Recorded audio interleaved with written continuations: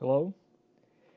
Up to this point, you realize that whenever we bring any component on our screen, such as this button, right, all we can do really is just place it below and above some other component. There are no really other options that we have.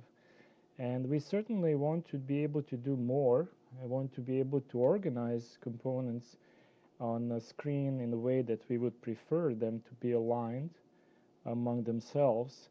And luckily, there is a layout option in our palette, which is a topic of our lesson number 11.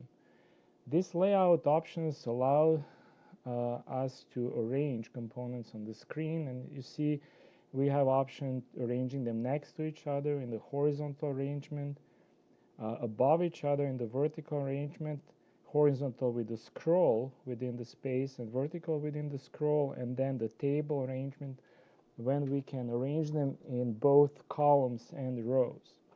So to demonstrate these, let's pick horizontal arrangement as one option, then the table arrangement, and then for the scroll, let's pick now vertical. So we're going to show each of these, right?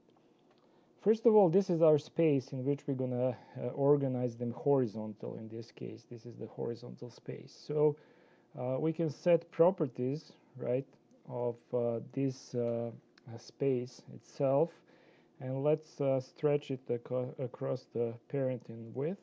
So we have this full space, and all we need to do is essentially drag these components within this space next to each other, right? So we want to have these three buttons next to each other. To see them a little bit better, let's maybe change their colors. So let's use blue, green, and then orange. And also we would likely want them to be about the same appearance, right? So let's set for each of these buttons width with a little bit space between them, 32%. Given that we have three of them, 32% would be about the right number. So let's set the width of each of them to 32, right? And then we can see in our emulator how does it look like, right? So we're going to see all these three buttons appearing about the same and evenly stretched across the width, right, of our emulator right here. The next one we said is the table arrangement. So let's say we have these three buttons, but we also want to have a label underneath of each of these buttons. So in that case, we might use a table. When we click on the table in the options, we have the number of columns and number of rows. Since we have three buttons, let's say we want three columns and we can keep two rows. Second row is for the labels, right? And now just drag them, right? You see we have one spot. The second spot is this blue space here that highlights, and then the third one is next to it right there. And then we have three more spaces underneath. So let's pick for these other spaces, let's pick a label for each of the buttons. So this is the label for button 1, this is the label for button 2, and this is the label for button 3. So once we do that, right, as soon as it shows up in our emulator, we'll see that we have nicely organized buttons and their own labels under each of the buttons. And so on, depending on what you want to do, you can combine different numbers of columns and rows, right?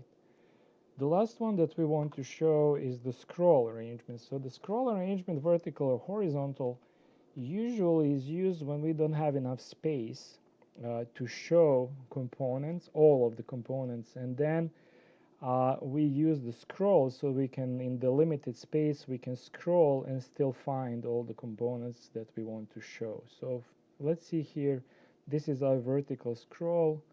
Let's use label 1, then label 2, then label 3, then let's pick maybe a couple more so that we can have in the end more than we can show in our space. This is still on auto, so let's scale this height to be, say, we're limited and it's 15%.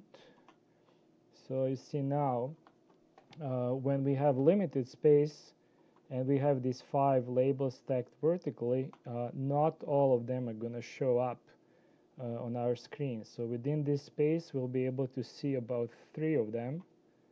As soon as it shows up, it tries to compile every single move we make on the screen. Okay, it's finally done. So you see, within this vertical scroll, we have room only for 3 labels, but if we click there on the screen, in reality, we're gonna have option to basically scroll by our finger, right? But here is, I'm scrolling by mouse, so we can see we can scroll through all 5 of our labels. So this pretty much concludes. We have a quick demonstration of all the options we have for layout. So from now on, you should be able to organize your components whichever way you prefer using these 5 options in the layout palette. This concludes our lesson number 11, and until the next time, bye.